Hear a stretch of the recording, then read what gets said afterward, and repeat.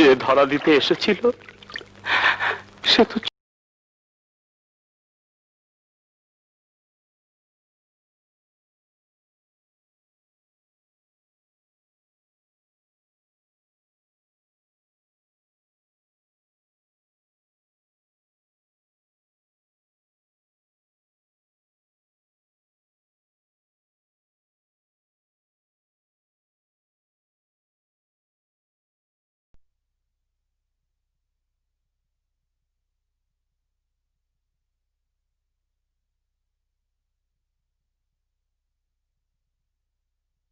Lufthansa 7 Papa, line up runway 24. Lufthansa 7 Papa, line up runway 24.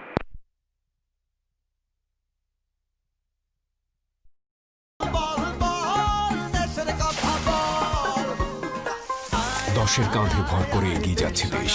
দেশ ও দশের উন্নয়নে ছোট্ট এক অংশীদার আরএফএল বালতি। দেশের বালতি, দশের বালতি। হ্যালো মা। Hello aunty. খুব সমৃদ্ধ বাংলাদেশ আমরা নিশ্চয়ই গড়ে তুলতে পারব।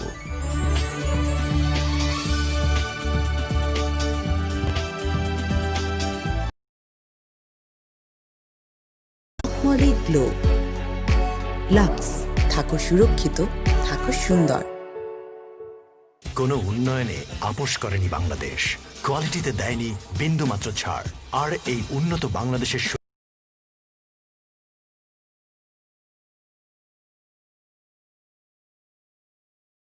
পেট্রোলের অভ্যাস দেয় 100 রোগবাহী জীবাণু থেকে সুরক্ষা। মা, পরিষ্কার তো ভালোই করেছো আকাশ। নিজেরও আর জীবাণু। আমার ভরসা শুধুই ডেটল সুরক্ষা। এখন প্রমাণিত, ডেটল করোনা ভাইরাস প্রতিরোধেও কার্যকর।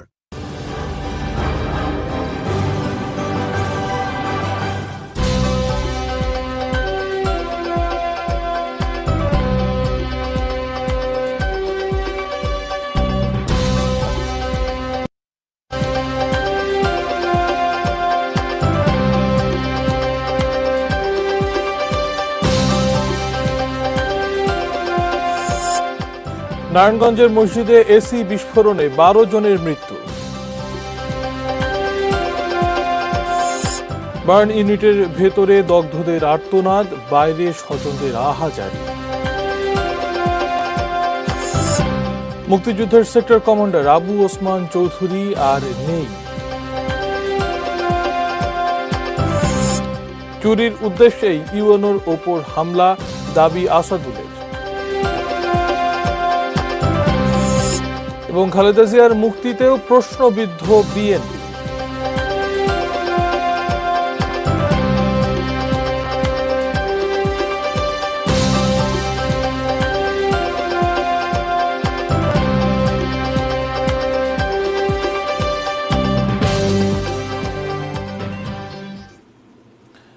দেখছেন ATN নিউজ। 11টার প্রাইম নিউজে আপনাদেরকে আমন্ত্রণ জানাচ্ছি। আমি সাইকুল মাসাই।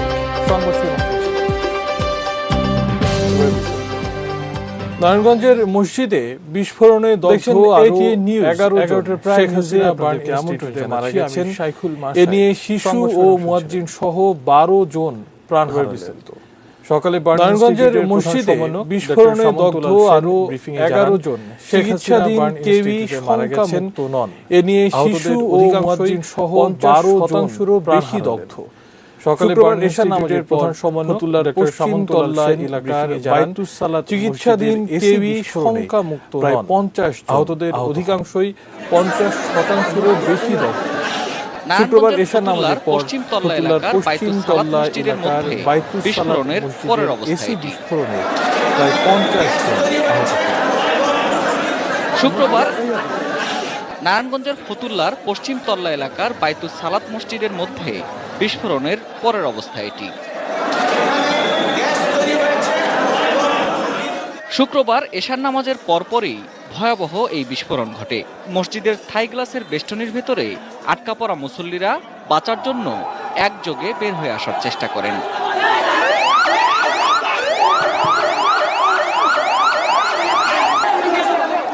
ফরজ নামাজটা শেষ হওয়ার পরে যখন সুন্নত ও বেতরের জন্য কেউ সুন্নত পড়তেছে, কেউ বেতের পড়তেছে, ওই সময় হঠাৎ একটা বিস্ফোরণ ঘটছে।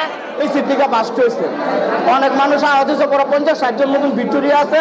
এরপর পুড়ে যাওয়া জামা কাপড় আর ঝলসে যাওয়া শরীর নিয়ে মসজিদ সংলগ্ন রাস্তায় জমে থাকা পানিতে দগ্ধ মুসল্লিদের গড়াগড়ি করতে দেখেন এলাকাবাসী। রিকশা, অটোরিকশা সহ বিভিন্ন যানবাহনে তাদের নেওয়া হয় হাসপাতালে। এসির বিস্ফোরণে আগুন লেগেছে এবং এখানে অনেক লোকজন হতাহত হয়েছে। এখানে মোট 45 জন মুসল্লি ছিল। আহতদের মধ্যে 40 জনকে নিয়ে আসা হয় ঢাকার শেখ হাসিনা জাতীয় বার্ন অ্যান্ড প্লাস্টিক সার্জারি ইনস্টিটিউটে। জরুরি বিভাগ ভারী হয়ে ওঠে পুড়ে যাওয়া মানুষের আর্তচিৎকার আর স্বজনদের আহাজারিতে। ইনস্টিটিউটে জরুরি শক্তি ভারী হয়ে ওঠে পুড়ে যাওয়া মানুষের আর্তচিৎকার শেখ হাসিনা জাতীয় বার্ন অ্যান্ড প্লাস্টিক সার্জারি ইনস্টিটিউটের চিকিৎসকেরা। প্রায় 5 ঘন্টা পর গণমাধ্যমের কাছে চিকিৎসা শক্তি ভারী হয়ে ওঠে পুড়ে যাওয়া মানুষের রোগী সংকটাপন্ন অবস্থায় আছে। তাদের সবারই শরীরের 30% ঊর্ধ্বে কমপক্ষে পুড়ে গিয়েছে এবং তাদের সবারই ইনহেলেশন বার্ন আছে। এবং এই সংকটাপন্ন রোগীদের জন্য আমরা আলাদা আমাদের একটা জায়গা এবং আলাদা ফ্যাসিলিটিস ডেডিকেটেড করেছি। এই ধরনের ইনহেলেশন বার্নের রোগীর সাথে সাথে আইসিইউ লাগে না। 24 ঘন্টার মধ্যে তাদের রেসপিরেটরি প্যাটার্ন বোঝা যায়। যদি আইসিইউর দরকার পড়ে, আইসিইউ আমাদের আছে, আইসিইউতে আমরা ব্যবস্থা করতে পারবো। এ ঘটনায় আহতদের চিকিৎসার যাবতীয় খরচ সরকার বহন করবে বলেও জানানো হয়। যা চিকিৎসা দরকার, যা ওষুধপাতি দরকার, যা কিছু দরকার আইসিইউর দরকার পড়ে, আইসিইউ আমাদের আছে, আইসিইউতে আমরা মাননীয় প্রধানমন্ত্রীর নির্দেশে স্বাস্থ্য মন্ত্রণালয় সেটা আমাদেরকে নির্দেশ দিয়েছে করার জন্য। পশ্চিম তল্লা এলাকার ওই মসজিদটির মেঝেতে দীর্ঘদিন ধরে গ্যাস লিকেজের সমস্যা ছিল। তবে ঠিক কি কারণে বিস্ফোরণ তা খতিয়ে দেখছে চিকিৎসা সার্ভিস। আমাদেরকে নির্দেশ দিয়েছে পশ্চিম তল্লা এলাকার ওই মসজিদটি বদ্ধ রুমে এই গ্যাসগুলো জমা অবস্থায় ছিল আপাতত দৃষ্টিতে, যেটা আমাদের মনে হচ্ছে। এবং এই গ্যাসটা কিসের? এটা আমাদের যে তিতাস গ্যাসের যে লাইন, তিতাস গ্যাসের লাইনটা এই বিল্ডিং এর ভিতর দিয়ে চলে গেছে। Ferdous Rahman, ATN news, Dhaka. শেখ হাসিনা জাতীয় বার্ন ও প্লাস্টিক সার্জারি ইনস্টিটিউটে রয়েছেন সহকর্মী সাব্বির আহমেদ। সরাসরি যোগ দিচ্ছি তার সঙ্গে। সাব্বির, কিছুক্ষণ আগে তো আরো একজন মারা গেলেন, ঠিক এই মুহূর্তে কি অবস্থা দেখছেন আপনি?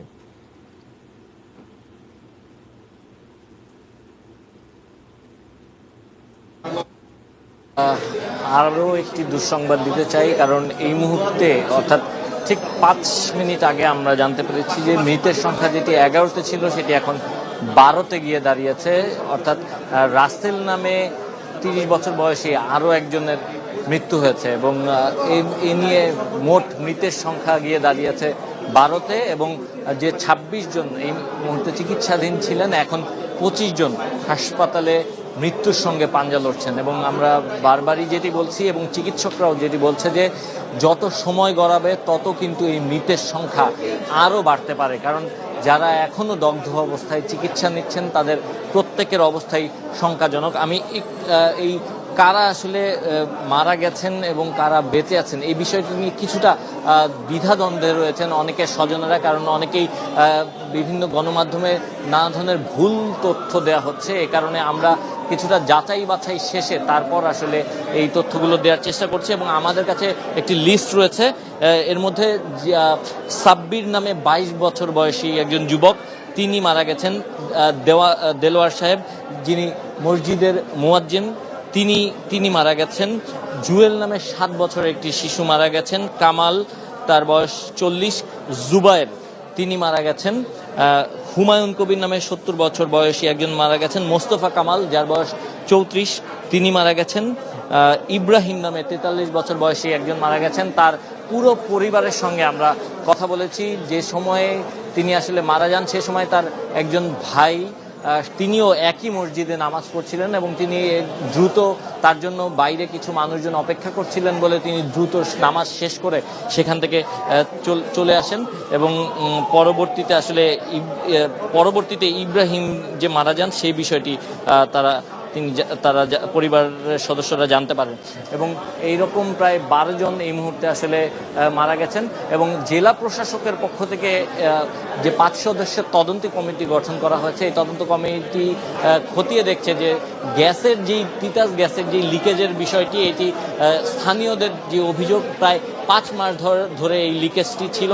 তারা বিভিন্ন সময় অভিযোগ জানিয়েছেন কিন্তু আসলে তিতাস গ্যাস কর্তৃপক্ষ তাতে কোনো কর্ণপাত করেনি। তো জেলা প্রশাসকের পক্ষ থেকে যে তদন্ত কমিটি গঠন করা হয়েছে, এই তদন্ত কমিটির পক্ষ থেকে নারায়ণগঞ্জের জেলা প্রশাসক জসিমউদ্দিন তিনি কিছুক্ষণ আগে আমাদের সঙ্গে কথা বলেছেন।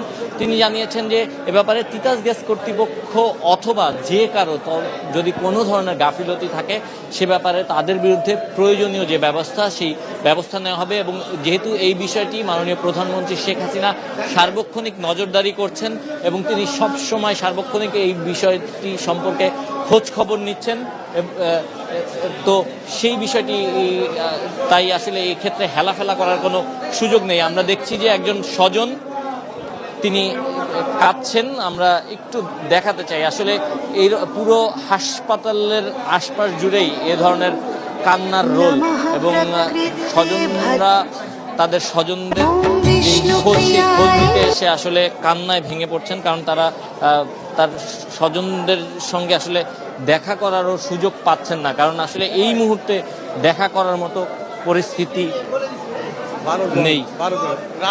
এই মুহূর্তে দেখা করার মতো পরিস্থিতিতেও আসলে নেই।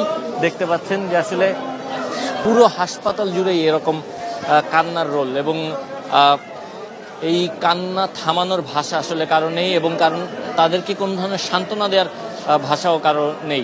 এবং কিছুক্ষণ আগে সামন্তলাল সেন, যিনি এই Sheikh Hasina burn and plastic ইউনিটের ইনস্টিটিউটের যিনি প্রধান সমন্বয়কারী, তিনি জানিয়েছেন যারা বেঁচে আছেন তাদের কেউই কিন্তু আসলে শঙ্কামুক্ত নন, কারণ প্রত্যেকেরই শ্বাসনালী পুড়ে গেছে এবং প্রত্যেকেই 50 থেকে 70% বেশি প্রত্যেকেরই শরীরে পুড়ে গেছে এবং কারো কারো শতভাগও পুড়ে গেছে। এবং যারা এই মুহূর্তে চিকিৎসাধীন আছেন তারাও কিন্তু আসলে জন্ম মৃত্যুর সন্ধিক্ষণে আছেন এবং দেখছেন যে স্বজনরা রয়েছেন তারা তাদের স্বজনদের সঙ্গে কেউ দেখা করতে পারছেন, আবার অনেকেই আসলে দেখা করতে পারেননি এবং এ কারণে তারা তাদের যে ক্ষোভ সেই ক্ষোভ তারা প্রকাশ করছেন।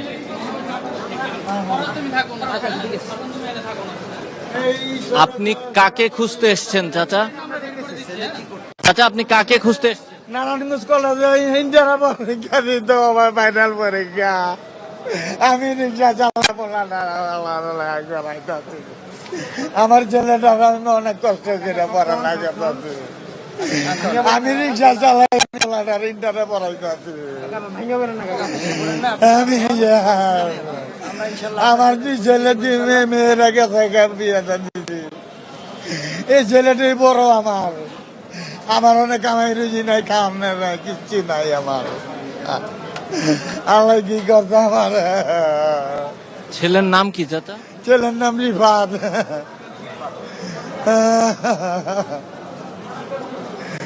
নারায়ণগঞ্জ কলেজে পড়ালেখা করছে, ইন্টারে পড়ালেখা করছে। বুঝতেই পারছেন আসলে একটি মর্মান্তিক এবং হৃদয় বিদারক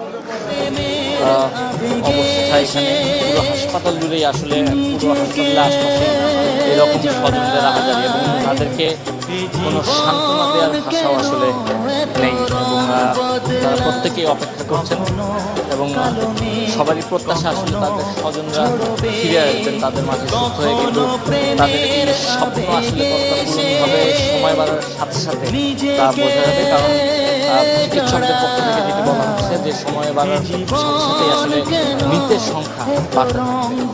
তো এই ছিল এই মুহূর্তে নারায়ণগঞ্জে যে বিস্ফোরণ, সেই বিস্ফোরণে দগ্ধদের সর্বশেষ তথ্য। এখনো পর্যন্ত 12 জন মারা গেছে। আপনাকে অসংখ্য ধন্যবাদ। আমরা নিশ্চয়ই আবারও আপনার সঙ্গে যুক্ত হব। সাব্বির আহমেদ, আপনি শেখ হাসিনা জাতীয় বার্ন ও প্লাস্টিক সার্জারি ইনস্টিটিউট থেকে যুক্ত হয়েছিলেন। নারায়ণগঞ্জের দুর্ঘটনায় আহতদের অবস্থায় তিনি জানাচ্ছিলেন এখন পর্যন্ত 12 জন মারা গেছেন।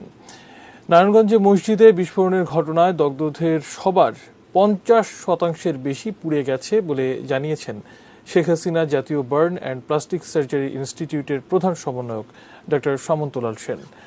আজ সকালে সাংবাদিকদের কাছে তিনি একথা জানান। 37 জন রোগী আমাদের এখানে আসছিল। এটা মসজিদের ভিতরে আমরা যতটুকু জানতে পারছি এসি বিস্ফোরণ না গ্যাসের থেকে এই দুর্ঘটনাটা ঘটে। এখন পর্যন্ত যারা আসছে সবাই কিন্তু মেজর ওয়ান, কেউ 50%-এর নিচে না, সবাই 70, 80, 90 এবং সবারই ইনহেলেশন বার্ন আছে। এই পর্যন্ত আজকে সকাল পর্যন্ত 11 জন মারা গেছে। বাকি যারা আছে তাদের অবস্থা অত্যন্ত খারাপ বলে কিছুক্ষণ আগে মাননীয় প্রধানমন্ত্রী আমাকে ইনস্ট্রাকশন দিয়েছেন, নির্দেশ দিয়েছেন রোগীদের জন্য সর্বাত্মক চেষ্টা করার জন্য এবং এর জন্য দুঃখ প্রকাশ। হাসপাতালের ভেতরে রোগীর আর্তনাদ আর বাইরে স্বজনদের আহাজারি।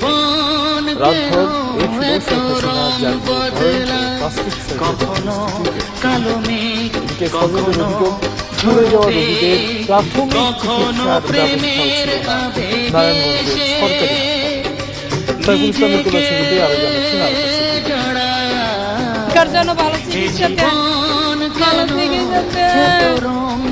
কেউ নীরবে কাঁদছিলেন, কেউ আহাজারি করে, কেউ বা নিথর হয়ে আছেন দগ্ধ স্বজনের বিভৎসতায়। শেখ হাসিনা জাতীয় বার্ন ও প্লাস্টিক সার্জারি ইনস্টিটিউটে গিয়েছিল শুক্রবার রাতের অবস্থা। যে সন্তানকে মসজিদে পাঠিয়ে নিশ্চিন্ত ছিল স্বজন, সেই পবিত্র স্থানেই কেন এই ভয়াবহ নরক যন্ত্রণা। একটা বাস্টের মতো শব্দ হয়েছে, শব্দ আসার পরে তারপরে দেখতেছি মানুষ আগুন নিয়ে লাফিয়ে পড়তেছে। সর্বন্ধ পুড়েছে, গেটের সামনে হাইটে আইসে আমাকে মসজিদের লগে বাসায় উলঙ্গ অবস্থায় আছে, শরীরে জামা কাপড় লঙ্গি সব পুড়ে গেছে। এখানে সিটা পড়েছে, এখানে সিটা পড়েছে, গরু যেভাবে জবাই করে ঠিক সেভাবে। স্বজনদের অনেকেই ক্ষোভ ঝেড়েছেন গণমাধ্যমের কাছে এসে। তাদের অভিযোগ, একটি সিটি কর্পোরেশনে কেন বার্ন ইউনিট থাকবে না, যেখানে সেই 2015 সালে দেশের প্রতিটি জেলা হাসপাতালে বার্ন ইউনিট স্থাপনের নির্দেশ দিয়েছিলেন খোদ প্রধানমন্ত্রী। আমাদের নারায়ণগঞ্জে বার্ন ইউনিটের তেমন কোনো ব্যবস্থা না থাকার কারণে আমরা এখানে নিয়ে আসছি। এখানে তো প্রাথমিক ট্রিটমেন্ট ছিল না। মলমূল তো লাগাই দিও, ওনারা কিছু লাগাই নাই। আমরা রুগীটাকে ভিতরে ঢুকাতে নেই, ওরা অ্যাম্বুলেন্সে বড় বলে যে অ্যাম্বুলেন্সে বড় নগদ পাঠা দিল। আমরা তো রুগীটার প্রাথমিক চিকিৎসা দিতে পারলাম না। তাহলে আমরা আমাদের কি নারায়ণগঞ্জবাসী কি এরকম যদি আগুন আরেকটা একটা ছোটখাটো দুর্ঘটনা মসজিদে, এখন যদি একটা কোনো গার্মেন্টস বা কোনো শিল্প কারখানায় যদি বড় একটা দুর্ঘটনা হয়, তখন কি নারায়ণগঞ্জবাসী কি হবে? স্বজনরা জানান, প্রথমে ঘটনাস্থলের কাছে খানপুর হাসপাতালে নিয়ে গেলে কোনো চিকিৎসা পায়নি দগ্ধ মানুষগুলো। তারপর সদর হাসপাতালেও রোগীদের দূর থেকে দেখেই ঢাকায় নিতে বলেন চিকিৎসকরা। ভুক্তভোগীদের প্রশ্ন, করোনার দোহাই দিয়ে চিকিৎসায় এই অরাজকতা আর কতদিন? ওইখানে আসলে সময় মতো আমাদের অ্যাম্বুলেন্স বা ফায়ার সার্ভিস কেউ পৌঁছে নাই। আমরা সমস্ত রোগীদেরকে আমরা রিক্সাতে করে নিয়ে আসছি, 1-2 করে উঠে নিয়ে আসছি। আমরা দেশবাসী সবার কাছে আমরা দোয়া চাইছি, সবাই যেন দোয়া করে। জানি না আমি, জানো কি তুমি হৃদয়েরই কথা, ও বলো গো বলো, কিছু তো বলো।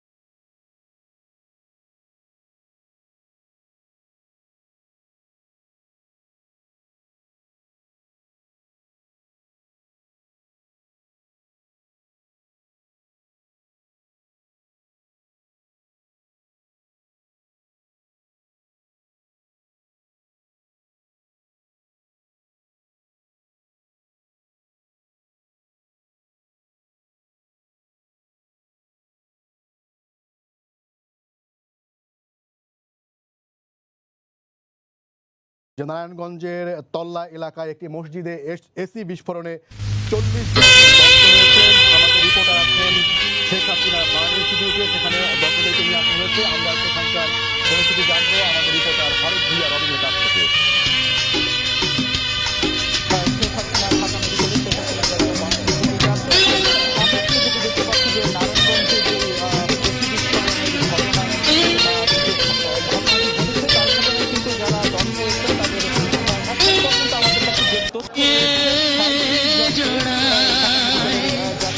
জীবন কেন এত রং বদলা, কখনো কালো মেঘ, কখনো ঝরবে, কখনো প্রেমের আবেগে সে নিজেকে জড়ায়।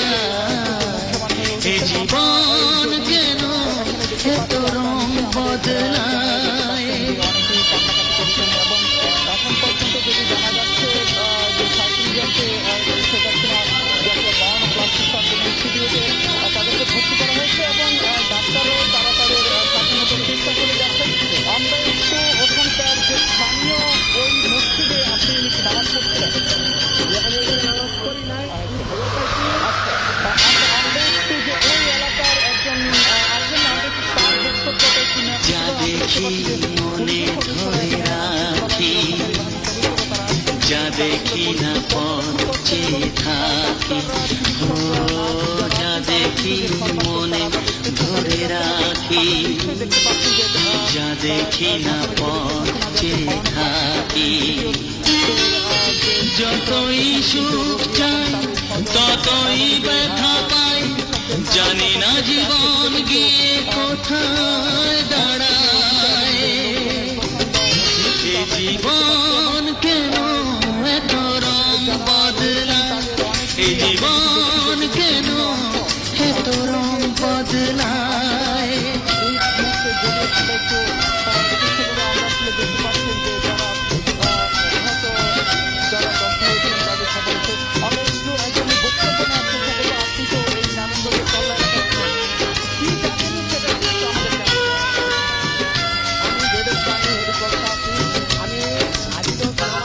নামাজ পড়ে আমাকে একটা মুজাহিদ ভাই ফোন দিছে, ফোন দেওয়ার পরে আমার বাড়ি আগুন লাগছে, টেনে মাস্টার এই মসজিদ আর এই মসজিদটা এই খাম্বা টেনে মাস্টার হলো বাস্ট হয়েছে, বাস্ট হইয়া তারপরে আগুন লাগলো, আগুন লাগার পরে ওখান থেকে পানি সবাই ছাড়াই বললো বলে, ছাড়াই পাওয়ার পরে ওখান থেকে আবার একটু গ্যাসের গন্ধ হইতো, মসজিদের ভিতরে একটু গ্যাসের গন্ধ হইতো, এর পাশে আবার গ্যাসের লাইন, কেউ ঘুরতে নিত না, মসজিদের ভিতরে গ্যাসের গন্ধ হইতো, কেউ ঘুরতে নেই নাই, এর পাশে তারা খাম্বা, তাই এদিকে আমি জানি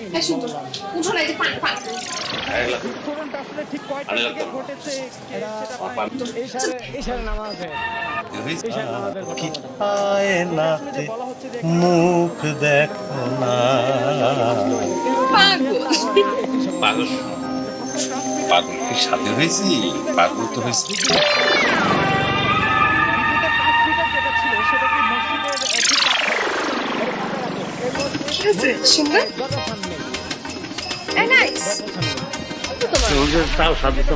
যে প্রথমে মসজিদের ট্রান্সমিটার বিস্ফোরণ হয়েছিল, তারপর সেখান থেকে এসি বিস্ফোরণ ঘটেছিল, ব্যাপারটা কি এরকম? জি জি জি জি। আচ্ছা আচ্ছা, এখানে যারা আহত হয়েছেন টোটাল কতজন আহত হয়েছেন এবং সেটা দিয়ে একটু বলবেন? এটা আমি গুনতে পারি নাই, সবই ভিতরে আছে। আচ্ছা, ওখানকার যে ইমাম বা মুয়াজ্জিন তাদের ভিতরে অবস্থা, তাতে ব্যবস্থা আমি বলতে পারতাছি না, বসে সব রুগী সব এই জায়গায় আছে, ইমাম সাহেব মুয়াজ্জিন সব ভিতরে। আচ্ছা আচ্ছা, মানে ইমাম সাহেব এবং মুয়াজ্জিন সাহেব তারা সবাই মিলে আসলে যে মুসল্লিরা আহত হয়েছিলেন এই ঘটনা। জি জি, এই ঘটনা আসলে যে ওমর, আমরা তো এখানে ছিলাম, যে এখানকার যে ওই এলাকার একজন প্রত্যক্ষদর্শী, তিনি আমাদেরকে যেটি জানিয়েছেন, তিনি আসলে যে পাশের আরেকটি মসজিদে নামাজ পড়েছিলেন আর কি, তিনি আসলে ওই ঘটনা থেকে ওখান থেকে এসে তিনি যেটা দেখেছেন যে মূলত তার বক্তব্য অনুযায়ী যেটি আসলে বলা হয়েছে যে প্রথমে পাশের একটি বৈদ্যুতিক যে খুঁটি রয়েছে সেখানে ট্রান্সমিটার বিস্ফোরণ ঘটেছিল, তারপরে কিন্তু যে এসি বিস্ফোরণের যে ঘটনাটি সেটি ঘটেছে। আমরা আসলে যেটি দেখতে পাচ্ছেন যে যারা দগ্ধ হয়েছেন তাদের স্বজনদের, তাদের আত্মীয়দের এবং তাদের পরিবারের সদস্যদের জাহাজারিতে ঢাকা মেডিকেলের শেখ হাসিনা জাতীয় বার্ন ও প্লাস্টিক সার্জারি ইনস্টিটিউটের এলাকা কিন্তু ভারী হয়ে উঠেছে এবং যতটুকু আসলে আমরা দেখতে পাচ্ছি যে এখানে কিন্তু একটি যে হৃদয় বিদারক একটি পরিস্থিতি তৈরি হয়েছে। আমরা আসলে যেহেতু স্পর্শকাতর বিধায় আমরা ঢাকা মেডিকেলের বার্ন ইনস্টিটিউটের যে ভিতরকার যে ছবিগুলো সেটি কিন্তু স্পর্শকাতর বিধায় আমরা কিন্তু দেখাতে পাচ্ছি না। আমরা কিন্তু আমি নিজে চোখে আসলে আমরা যেটি দেখতে পাচ্ছি যে অনেকে মেডিকেলের বিভিন্ন অংশ সেগুলো যে ভিতরকার যে সেটি কিন্তু স্পর্শকাতর অনেকে কিন্তু শরীরে বিভিন্ন জায়গা একেবারে আমরা কিন্তু আমি নিজে চোখে আসলে আমরা অনেককে দেখতে পাচ্ছি মেডিকেলের বিভিন্ন একটু দর্শকদেরকে যদি জানাতে চাই যে এখানে যেহেতু বিষয়টা অনেক স্পর্শকাতর, অনেকের শরীরের প্রায় পুরো শরীর পুড়ে গেছে এরকম কিন্তু আমরা অনেককে দেখতে পাচ্ছি, কিন্তু আমরা সেগুলো স্পর্শকাতর বিধায় আমরা সেগুলো দেখাতে পারছি না। কিন্তু এই এলাকার যারা স্বজন এবং তাদের যে পরিবারের সদস্য রয়েছেন তাদের কিন্তু আহাজারিতে এটি যে ভারী হয়ে উঠেছে। আমরা যদি দর্শকদের আরেকবার যদি একটু জানাতে চাই, নারায়ণগঞ্জের তল্লা এলাকায় যে একটি মসজিদে যে বিস্ফোরণের ঘটনা ঘটেছে, এই বিস্ফোরণের ঘটনা এখন পর্যন্ত ঢাকা মেডিকেলে 37 জনকে ভর্তি করা হয়েছে ঢাকা মেডিকেলে শেখ হাসিনা জাতীয় বার্ন ও প্লাস্টিক সার্জারি ইনস্টিটিউটে।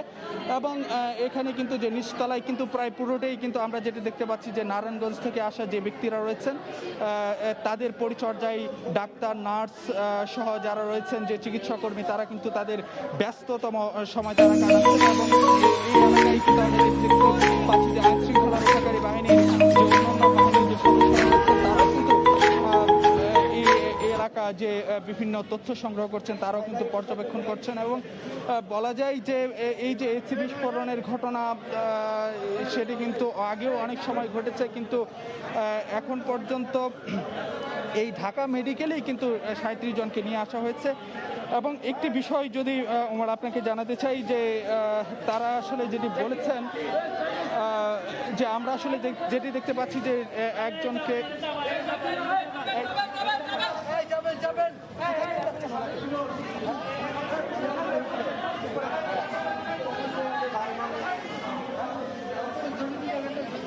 ঠিক আছে, এখানে কিন্তু যে অনেককে জরুরি বিভাগে নিয়ে যাওয়া হচ্ছে, অর্থাৎ চিকিৎসক, নার্স তারা কিন্তু একটু ব্যতিব্যস্ত সময় কাটাচ্ছেন। এবং যারা তাদের স্বজন রয়েছেন, যারা দগ্ধ হয়েছেন, দগ্ধদের স্বজনরা তারা প্রত্যাশা করছেন যে তারা যেন সুস্থ হয়ে ওঠেন, সেই প্রার্থনা কিন্তু এখানে তারা করছেন। এবং একটি আবেগঘন পরিবেশের তৈরি হয়েছে। এবং ডাক্তার, নার্স, চিকিৎসক যারা আছেন তারা কিন্তু যে সর্বোপরি তারা তাদের যে সর্বোচ্চ যে চেষ্টা সেটি কিন্তু তারা করে যাচ্ছেন। এবং আপনি কিন্তু যেটি দেখতে পাচ্ছেন যে আমরা আমাদের ক্যামেরায় যতদূর সম্ভব আমরা আসলে দেখানোর চেষ্টা করছি যে এখানে অনেকেরই কিন্তু শরীরের পুরো অংশ সেটি কিন্তু প্লাস্টার করাতে হচ্ছে। এবং এখন পর্যন্ত যদি বলতে যাই আমরা আসলে যেটি দেখছি যে চিকিৎসকরা, নার্সরা এবং অন্যান্য স্বাস্থ্যকর্মীরা তারা কিন্তু যে যারা দগ্ধ হয়েছেন তাদের পরিচর্যায় তারা ব্যস্ত সময় কাটাচ্ছেন। এবং আমরা আসলে যতটুকু জানতে পেরেছি যে এখানকার যে ওই মসজিদের যারা ইমাম, মুয়াজ্জিন তারাও কিন্তু দগ্ধ হয়েছেন। এবং আমরা বিভিন্নভাবে যে তথ্য নেওয়ার চেষ্টা করছি তাতে আসলে যতটুকু জানা যাচ্ছে যে এখানে আজকে যে এশার নামাজের পর তারা আসলে যে তারা তাদের ইবাদত বন্দিগিতে যখন মশগুল ছিলেন তখনই কিন্তু এই বিস্ফোরণের ঘটনাটি ঘটেছে বলে প্রাথমিকভাবে আসলে আমরা জানতে পেরেছি। এবং এখন পর্যন্ত আমাদের কাছে যে ওখানকার যে একজন প্রত্যক্ষদর্শী রয়েছেন তার বক্তব্য অনুযায়ী আমরা আসলে যেটি জানছিলাম যে প্রথমে পাশের মসজিদের লাগোই একটি বিদ্যুতের খুঁটিতে যে ট্রান্সমিটার ছিল সে ট্রান্সমিটার বিস্ফোরণ হওয়ার পরে সেখান থেকে আসলে যে এসিতে বিস্ফোরণ ঘটে। এবং সেই জায়গাতে কিন্তু যেটি দেখা যাচ্ছে যে যারা আত্মীয় স্বজন রয়েছেন তাদের অনেককে নারায়ণগঞ্জে স্থানীয়ভাবে চিকিৎসা দেওয়া হয়। তারপর অনেকে কিন্তু এই ঢাকা মেডিকেলের শেখ হাসিনা জাতীয় বার্ন ও প্লাস্টিক সার্জারি ইনস্টিটিউটে নিয়ে আসা হয়েছে। এবং সার্বিকভাবে কিন্তু যেটি দেখা যাচ্ছে যে এখানে কারো কারো কিন্তু শরীরের অনেক অংশই কিন্তু পুড়ে গেছে। আমরা আসলে যে সার্বিকভাবে যখন ঢাকা মেডিকেলের শেখ হাসিনা জাতীয় বার্ন ও প্লাস্টিক সার্জারি ইনস্টিটিউটের কর্তব্যরত যে চিকিৎসকরা আছেন তাদের সঙ্গে যখন আনুষ্ঠানিকভাবে কথা বলতে পারবো তখন হয়তো বা আমরা আরও বেশ কিছু আপনাদেরকে তথ্য দিতে পারবো যে যারা দগ্ধ হয়েছেন তাদের শরীরের সার্বিক অবস্থা এবং তাদের কতজনের কতটুকু পুড়ে গেছে। তবে আমরা এখানে খালি চোখে যতটুকু দেখতে পাচ্ছি কিন্তু যে অনেকেরই কিন্তু শরীরের প্রায় বেশ অংশ পুড়ে গিয়েছে। এবং সেই ঘটনায় কিন্তু যারা এখানকার যারা দগ্ধ হয়েছেন তাদের যে স্বজন এবং পরিবারের সদস্যরা, আত্মীয় স্বজন এসেছেন, তাদের চিৎকারে আহাজারিতে ঢাকা মেডিকেলের শেখ হাসিনা জাতীয় বার্ন ও প্লাস্টিক সার্জারি ইনস্টিটিউট এলাকা কিন্তু ভারী হয়ে উঠেছে। অনেকে কিন্তু আমরা যেটি দেখে আসছি যে শেখ হাসিনা জাতীয় বার্ন ও প্লাস্টিক সার্জারি ইনস্টিটিউটের গেটের মূল ফটকের বাইরে তারা অপেক্ষা করছেন। তারা তাদের যে স্বজন রয়েছেন তাদের চিকিৎসার সবশেষ পরিস্থিতি তারা জানার চেষ্টা করেছেন। উদ্বেগ উৎকণ্ঠার মধ্যে দিয়ে কিন্তু যে নারায়ণগঞ্জ থেকে যারা যারা এসেছেন তারা তাদের যে সময়টুকু সেটি আসলে যে তারা কাটাচ্ছেন। তবে এখন পর্যন্ত যেটি দেখা যাচ্ছে যে আমরা আসলে যেটি দেখছি যে ফায়ার সার্ভিসের যে সদস্যরা তারাও কিন্তু এখানে এসেছেন, তারা এসে যে বিভিন্ন তথ্য সরবরাহ করছেন।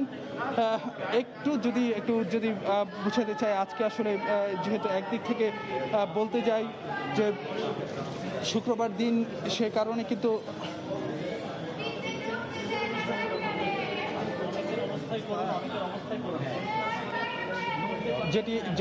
যেটি আসলে যে দেখা যাচ্ছে যে আমি এখানে থেকে খালি চোখে আসলে যেটি দেখতে পাচ্ছি যে অনেকেরই কিন্তু যে শরীরের বেশ করুণ চিত্র দগ্ধ হয়ে গেছেন এবং সেই জায়গাগুলো আসলেই কিন্তু একটা হৃদয় বিদারক একটি পরিস্থিতির কিন্তু তৈরি হয়েছে অনেকের। কিন্তু আমি এখান থেকে যেটি দেখতে পাচ্ছি যে একজনের কিন্তু মুখের পুরোটি অংশই কিন্তু সেগুলো পুড়ে গেছে এবং অনেককে তাদের চামড়ার অবস্থা এমন একটি অবস্থা দাঁড়িয়েছে যে আসলে যে তারা তাদের অনেকেরই কিন্তু যে মুখের অবয়ব সেটি কিন্তু বোঝা খুবই কঠিন হয়ে উঠেছে। অর্থাৎ পুরো বিষয়টা কিন্তু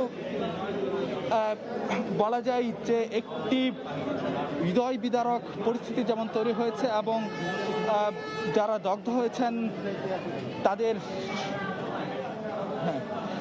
আমরা আসলে যে চেষ্টা করব যে এখানকার যারা চিকিৎসক রয়েছেন তাদের সঙ্গে একটু কথা বলার জন্য, কিন্তু যতটুকু আমরা আসলে যেটি দেখছি চিকিৎসক যারা রয়েছেন তারা সবাই কিন্তু ব্যতিব্যস্ত, তারা সময় কাটাচ্ছেন। এই কারণে কিন্তু ঠিক চিকিৎসকদের পক্ষ থেকে যে আনুষ্ঠানিক যে বক্তব্যটা সেটি আসলে যে এই মুহূর্তে আমাদের আসলে যে নেওয়া সম্ভব হচ্ছে না। যদি আসলে আমরা চিকিৎসকদের বক্তব্যটি নিতে পারতাম তাহলে হয়তোবা যে 37 জন এখনো পর্যন্ত আমাদের কাছে তথ্য রয়েছে সেই 37 জনের সবার অবস্থা কীরকম বা কতজনের শরীরের কত শতাংশ পুড়ে গিয়েছে সেটি আমরা আসলে যে সঠিকভাবে একবারে যে নির্ধারিতভাবে জানাতে পারতাম। কিন্তু এখন পর্যন্ত আসলে যেটি দেখতে পাচ্ছি যে যেহেতু ডাক্তাররা তারা এতগুলো রোগী এসেছে এবং সবারই কিন্তু প্রায় অনেকেরই আমরা আসলে খালি চোখে যতটা দেখতে পাচ্ছি যে করুণ অবস্থা তৈরি হয়েছে, সে কারণে কিন্তু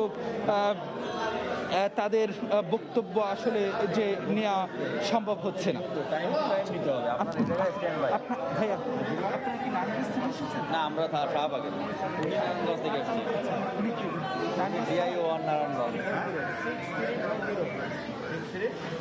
যদি আমরা আসলে যে চিকিৎসকদের সঙ্গে কথা বলতে পারি তখন হয়তো বা যে আমরা সবার আসলে যে নির্ধারিত তাদের যে অবস্থা রয়েছে সেই অবস্থাটা দিয়ে আমরা জানাতে পারবো। আরেকবার যদি আমাদের সঙ্গে দর্শকদেরকে যদি জানাতে চাই, আজকে আসলে রাত 9:15টার দিকে নারায়ণগঞ্জ সদর উপজেলার পশ্চিম তল্লা যে বাইতুস সালাম জামে মসজিদ সেখানে আসলে যে বিস্ফোরণের ঘটনা ঘটে।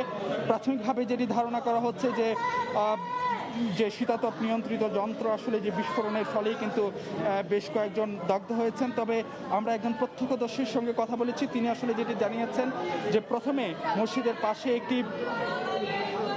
বৈদ্যুতিক খুঁটিতে যে ট্রান্সমিটার বিস্ফোরণ ঘটেছিল সেই ট্রান্সমিটারের পরবর্তীতে কিন্তু এসি বিস্ফোরণ ঘটেছিল বলে তিনি আমাদেরকে দাবি করেছেন। আমরা আসলে যখন আনুষ্ঠানিকভাবে ফায়ার সার্ভিস কিংবা যেখানে যে হাসপাতাল কর্তৃপক্ষ যারা রয়েছেন তাদের কাছে একটু জানার চেষ্টা করব। আমরা একটু যদি হাসপাতালে আসছি জাস্ট আমরা রোগী দেখতেছি, এখানে এর বেশি আর কিছু নাই। না, ওইখান থেকে কি তথ্য পেলেন, কি হলো, কি ওই তথ্য ঘটনাস্থলে যারা আছে তারাই তথ্য বলতে পারবে। আমি তো আর ঘটনাস্থলে যাইনি, শুধু একটা মসজিদে বিস্ফোরণ করছে এটাই শুনছি। বিষয়টা খুবই হৃদয় বিদারক, তাই না? আমি বাইরে ছিলাম। আপনি বাইরে ছিলেন? নারায়ণগঞ্জের মানুষ আপনি? কি হয়েছে ওখানে, কি দেখছেন? আপনার যে মসজিদ থেকে হয়েছে, আচ্ছা, ওই যে আপনার মসজিদে আপনার জামাত দাঁড়িয়েছে, জামাতের তাৎক্ষণিকভাবে আগুন ধরছে। এর মধ্যে মোগল ঠিক আছে এলাকার মানুষ সবাই ছুটে গেছে, আমরা ছুটে গিয়ে তারপর আগুন নিয়ন্ত্রণ করছি। ফায়ার সার্ভিসের লোক গেছে, আমরা অ্যাম্বুলেন্স দিয়ে আপনার মডেল গার্মেন্টসের থেকে অ্যাম্বুলেন্স পাঠাইছে, আমরা ওই অ্যাম্বুলেন্স করে ঢাকায় দিকে আসছি। কতজন মুসল্লি ছিল? মুসল্লি প্রায় আপনার 30-32 জনের মতো হবে। আপনি কয়জনকে দেখছেন যে খুবই গুরুতর? আমি গুরুত্ব দেখছি আপনার প্রায় 30 জনের মতো আমি গুরুত্ব দেখছি। আমরা মসজিদ থেকে 30-32 জনকে বের করছি। ফায়ার সার্ভিসের সহায়তা? হ্যাঁ, ফায়ার সার্ভিসের সহায়তা এটা আমাদের এলাকায় ভিত্তিক লোকেরা করছি, ফায়ার সার্ভিসের লোক পরে গেছে। আচ্ছা, যে বিস্ফোরণটা কিভাবে ঘটেছে বলে আপনারা দেখেছেন? বিস্ফোরণটা এটা আপনার ইলেকট্রনিকের থেকে, যতটুকু সম্ভাবনা আপনার এসি থেকে বা এসি থেকে হবে। কারণ ওখানে কি কোনো যে বৈদ্যুতিক যে ট্রান্সমিটার বা এরকম কি কোনো কিছু কি ছিল? এটা বলতে পারতেছি না, কিন্তু এসি বাস্ট হয়েছে। আপনি তখন কি করতেছিলেন? আমি সেই সময় আপনার চা খাইতেছিলাম। আমরা একটু যে ওখানকার যে স্থানীয় আরেকজন আছে, আমরা একটু তার কাছ থেকে একটু জানানোর চেষ্টা করব।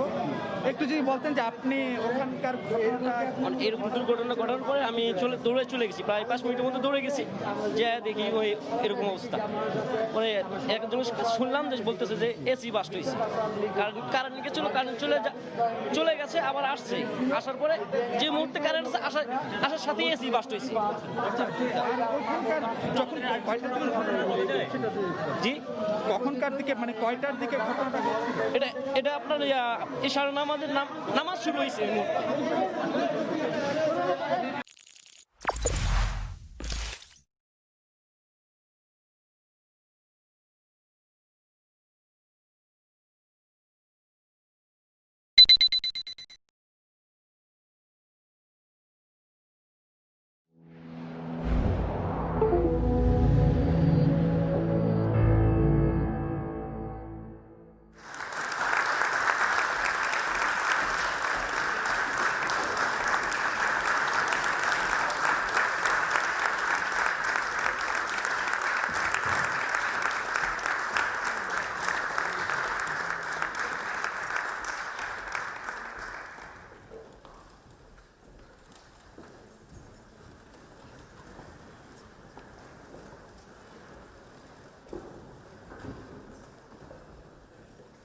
Please sit down.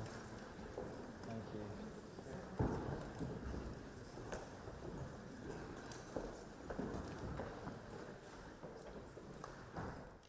Good afternoon, ladies and gentlemen, and welcome to our panel discussion on Bangladesh. We're going to be talking about the story of Bangladesh from being a basket case, as Henry Kissinger once famously described it, to now when it's arguably a real development role model. I would like to introduce our panellists for you today. Starting from left to right, we have Professor Mutuli Nukube, who is Professor of Public Policy at the Blavatnik School of Government and also the Chief Economist and Vice President of the African Development Bank. Next, we have Dr. Gohar Rizvi, an academic who specialises in international relations and public policy and who is currently the International Affairs Advisor to the Prime Minister of Bangladesh. We then have Professor Sir Paul Collier, Professor of Economics and Public Policy at the Blavatnik School of Government, whose research focuses on international growth and development. And last but not least, we have Dr. Kamal Hossain, the architect of the Bangladeshi Constitution, and following Bangladesh's independence in 1971, served as both Law Minister and as Foreign Minister. Please join me in welcoming our panellists today.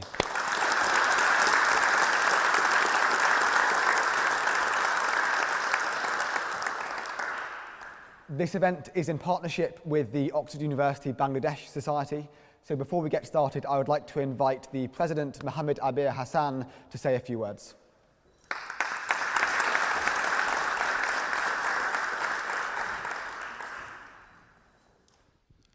সবাইকে Oxford university Bangladesh সোসাইটির পক্ষ থেকে স্বাগতম। Welcome on behalf of Oxford University Bangladesh Society. It's an absolute honor and privilege from our society. When Bangladesh was born in 1971, we had one of the lowest per capita GDP in the world. And Henry Kissinger dismissed Bangladesh saying that it's a basket case. Thankfully, the people of Bangladesh did not take too long to prove Mr. Kissinger wrong. In 2015, according to the World Bank, Bangladesh crossed the threshold for lower middle income country. Bangladesh's success in terms of poverty reduction, female empowerment, achieving health and sanitation outcomes is remarkable. But having said that, we have a lot of problems and challenges in terms of ensuring political stability and democratic development. We think that the extraordinary journey of Bangladesh from 1971 till today has useful lessons for other developing countries across Asia and Africa. And I'm incredibly grateful that we have an esteemed panel of speakers today to discuss and reflect on these issues and these topics. I personally would like to thank President Robert and his team for making this possible. And it's a great privilege and pride for all the Bangladeshis. And finally, before ending up, I just want to dedicate today's event to all the hardworking people in the forgotten corner of the world who are struggling and working hard every day so that the lives of their future generations are a bit better. Thank you so much. সবাইকে ধন্যবাদ।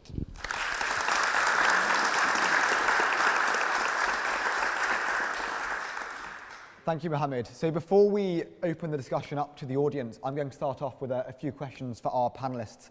And Dr. Hussain, starting with the liberation movement in 1971 and the drafting of Bangladesh's first constitution, you've played a really key role in the extraordinary journey of Bangladesh. Looking back, how would you describe that journey from 1971 right up until today? Thank you very much, Robert. It is important to remember that our liberation struggle was a people's struggle to secure political, economic, and social justice. Upon liberation, people who were powerless subjects became empowered citizens and agents of change. Independence presented to us with a challenge of change. The role of the state before liberation was to secure the special interests of the ruling elites. Post-liberation, the state was intended to empower citizens and to create conditions and institutions which would provide an enabling environment for change. One of our first acts was to give ourselves a constitution in which relations between the state and its citizens were to be so defined that the state would remain under the effective control of citizens and not, as in pre-independence times, be controlled by self-serving elites. The Constitution expressly proclaimed that power belongs to the people, marking the beginning of a process of actual empowerment. A working democracy was thus intended to ensure democratic participation of all citizens through their elected representatives. The goals of securing economic and social justice were spelled out, mandating that the basic necessities of life, food, clothing, shelter, education, and medical care, were to be provided to citizens through sustained economic growth. To liberate people from poverty was thus constitutionally mandated. Disparity in the standards of living between citizens was progressively to be removed. A key object was to ensure equality of opportunity to all citizens and to adopt effective measures to remove social and economic inequalities. The Constitution was thus to serve as a map for the journey which began 45 years ago. It was to provide a sense of direction and a yardstick. Thank you, Doctor. And Professor Nakube, Bangladesh's achievements in poverty reduction, female empowerment, and other social indicators are really quite phenomenal compared to other similar developing countries. The poverty rate has been reduced from 57% in 1990 to 25.6% in 2014. Life expectancy is now 4 years longer than in India. Infant mortality has more than halved between 1990 and 2010. What do you think are the reasons behind this incredible success? Well, Bangladesh has done some incredible work in enacting the right policies that have ensured this kind of progress that you have spelled out.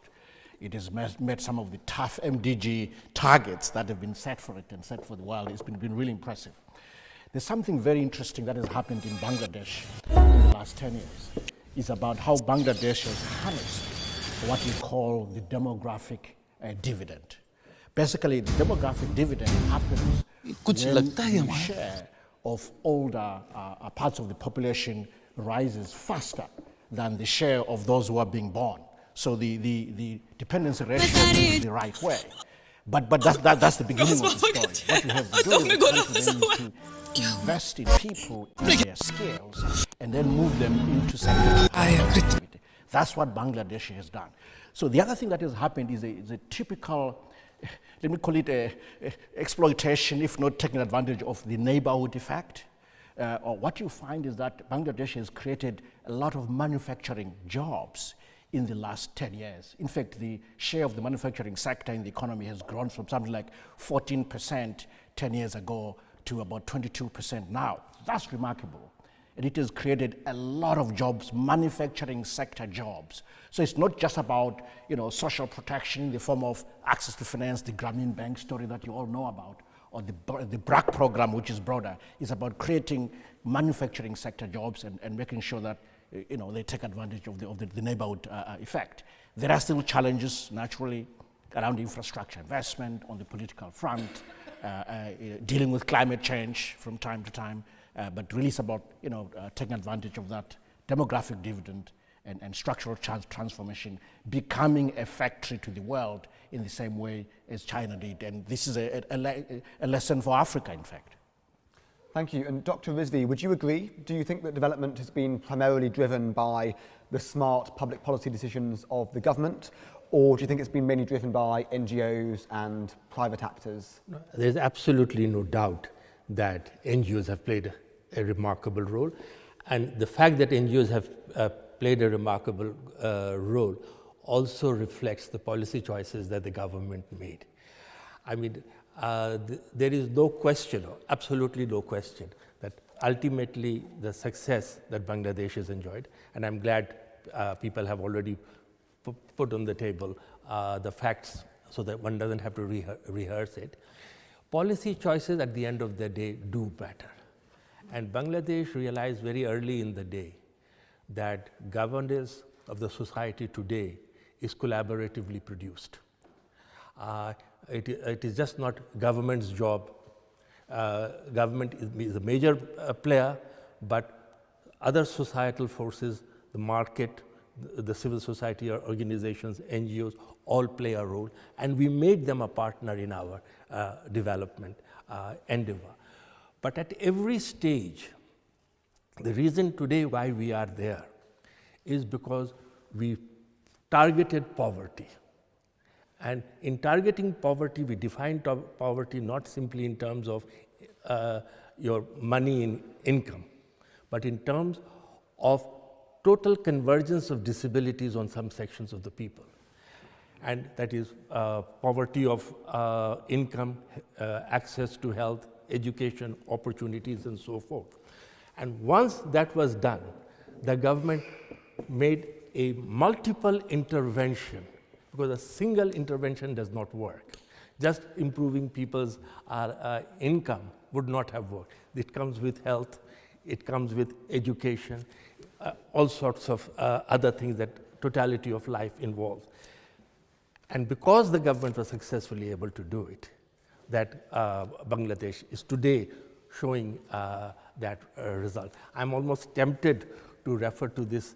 A couple of weeks ago, there was an interesting article in The Economist which finally did concede all the good things that are happening. But it ended up by saying these things have happened despite the government. No, it did not. Government policy choices are very important, and policy prescription is also very important. Professor Sir Paul, many developing countries in Africa and in Asia were in very similar conditions to Bangladesh in the 1980s and the 1990s. What do you think made Bangladesh the exception in terms of its reduction of extreme poverty rates and its improvement in all the other social indicators that we've mentioned so far? Yeah, I think of Bangladesh in a way as a sort of the antithesis of Saudi Arabia. Saudi Arabia got huge amounts of money from oil. That meant that any activity as humble as manufacturing or anything like that was completely uncompetitive. And so it didn't happen. And because of that, there were no jobs for the most humble people in the society, namely young women. And because there are no jobs for young women, the balance of gender power remained heavily skewed. And because of that, you've never had the demographic change that Matuli talked about. And whereas in Bangladesh, no oil, no money, one of the poorest societies on earth, competitive exchange rate, that helped enormously. That enabled Bangladesh to break in at the humble bottom of global manufacturing, around 1980, garments. I think initially one foreign manufacturer came. At the end of the 12 months, that firm was making so much money that all the workers in that factory left it and decided, we can do this, we'll set up our own. And so Bangladesh started to get a homegrown garments industry that plugged in to global markets and grew like topsy, because that is the potential, that's the East Asian miracle. And what happened was that East Asian miracle of the relocation of activity from the industrial north to East Asia then spread to Bangladesh. And the nature of these things is that it's very clustered in particular industries, and Bangladesh has now built the biggest garments cluster on earth. Right? It is unbeatable as a garments cluster in the world. Right? And in the process, that created a lot of pretty humble jobs, but jobs. And wage jobs provide a level of security which cannot be achieved in any other way, basically. And that gave a bottom benchmark for people whose previous lives had been desperately insecure. And that improved the bargaining position of women in households.